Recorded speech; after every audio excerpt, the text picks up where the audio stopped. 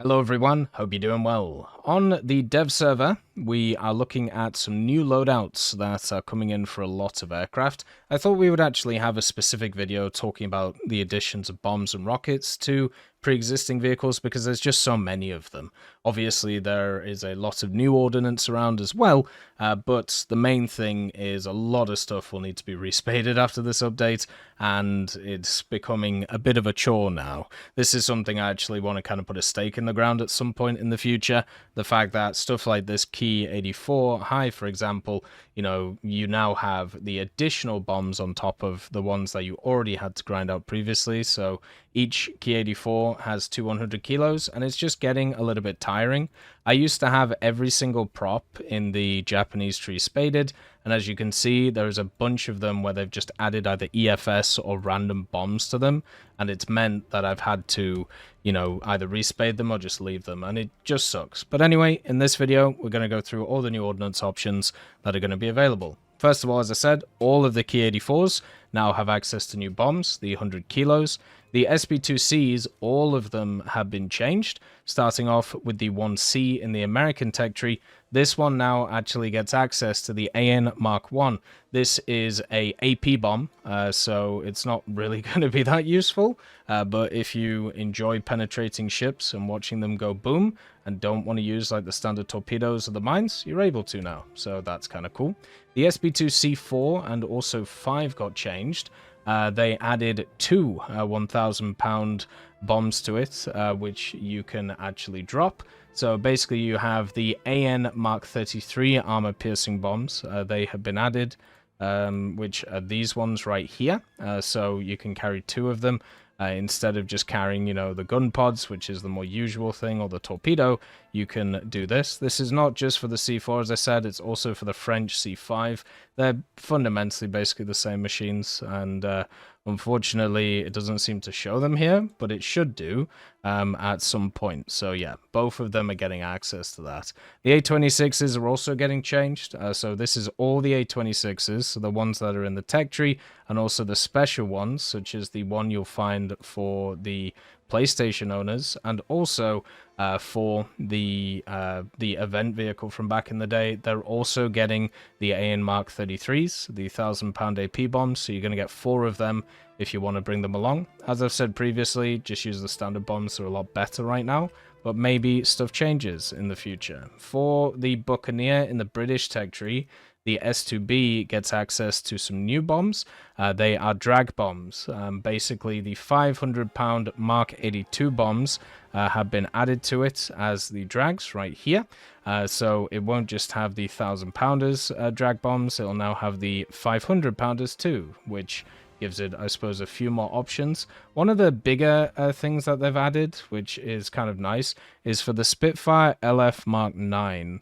So this is in the tech tree for Britain, if I can find it, because there's so many Spitfires nowadays, I can't even remember where they all are. Isn't that amazing? Is it under here? Yeah, there it is, the LF Mk.9s, for some reason with the grip and stuff. So this vehicle is supposed to get a 500-pounder. It only gets the 250 now.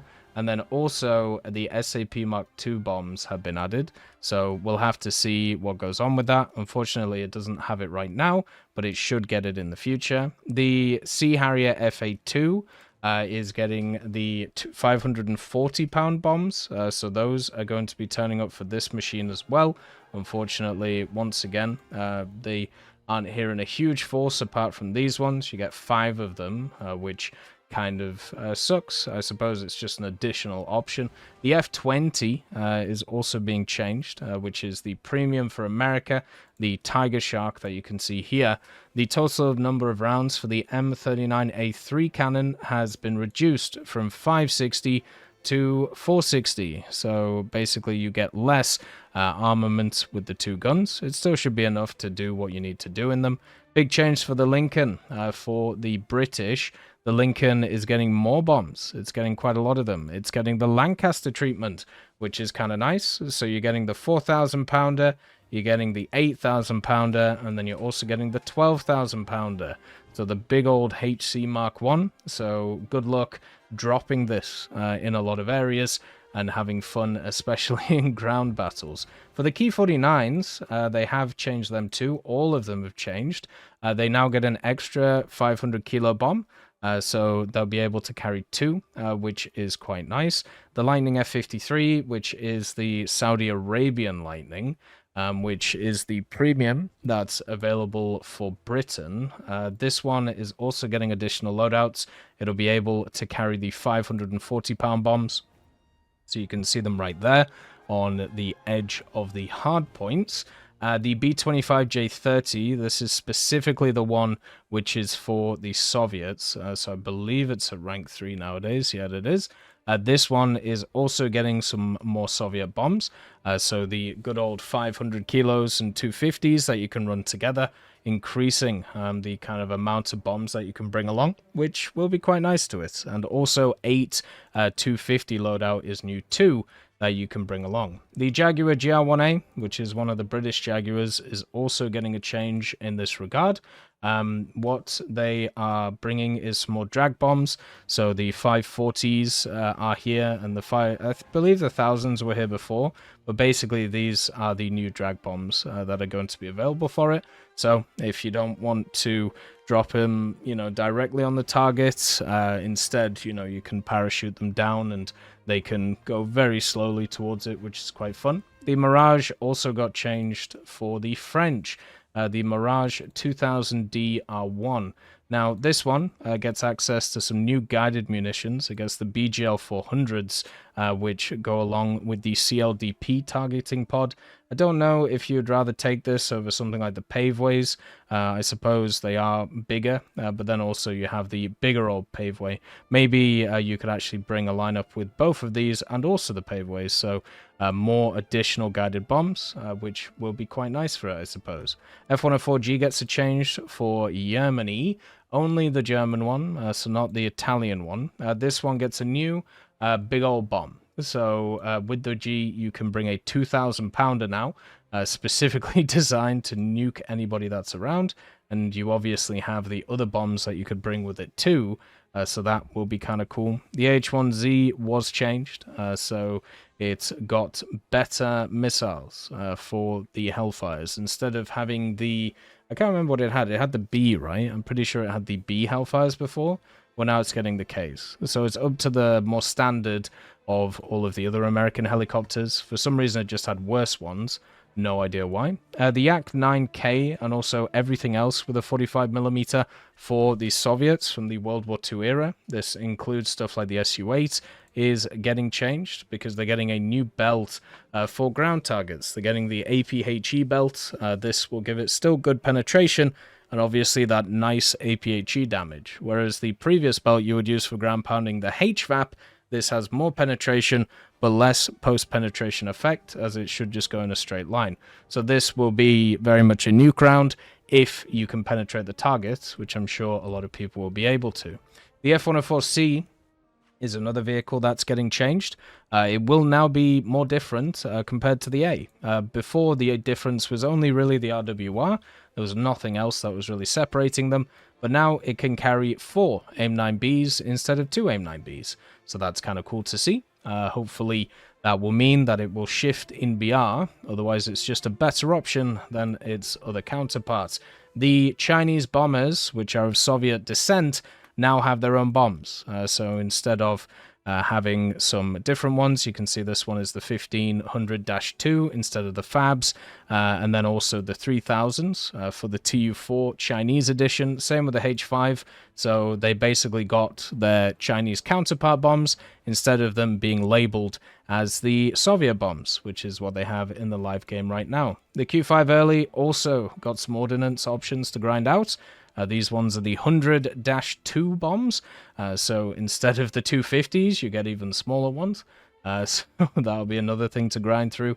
The other aircraft for China that was changed is the J7. This one has different bombs now. Instead of the Soviet ones, it has the 500-2s, which seem to be invisible. By the way, this is a pretty good Espirati fighter, so just play it as that. You don't need to play it as a bomber. But the option is there, I suppose, if you want to.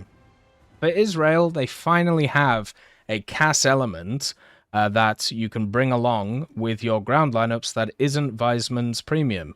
You have the Mk.IX CW, which is in the tech tree. This one now has access to the same rockets and bombs that Weizmann's has. So you get the 250 pounders, you get the FLZ Raket Orlakan rockets, which is really nice. So this means that you can use this as a CAS threat, which is great, because as we've talked about, Israel has no CAS threats really apart from that premium up until 7.7. So that really would suck. Then the P63A10 and also C5, so these are the ones which are in the American tech tree. They now have the ability to carry M8 rockets. So as you can see, they're not fully modeled yet. That's kind of funny. It shows the rockets, but it doesn't show the tubes. That is so odd. So there you go. There's obviously a bit of a bug going on there. It doesn't have its hard points or even its rocket tubes. But yeah, these ones are also getting these. There's a slight change to the P8. Nothing that really matters. Obviously, the P8 has the big old bomb. But the thing that they're actually changing is the turrets. So the turrets themselves, the 12.7 millimeters, which are in or near the landing gear, so like these ones that you see down here, they now, instead of having 200 rounds of ammunition, have 400. So they are going to run out of ammunition a lot.